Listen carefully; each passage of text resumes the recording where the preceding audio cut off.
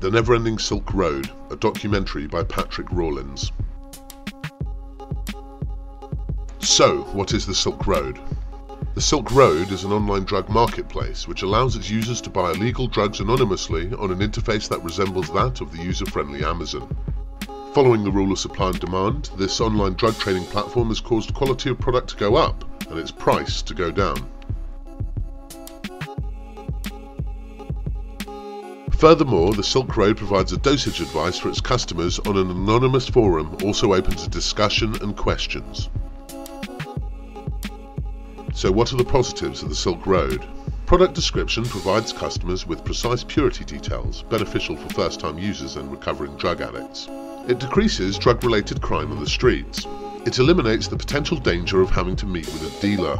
Its service of a community-based forum for help and advice allows customers to educate themselves first. But what are the negatives of the Silk Road? It makes obtaining drugs more accessible to the average person. It could cause drug abuse due to accessibility and low cost.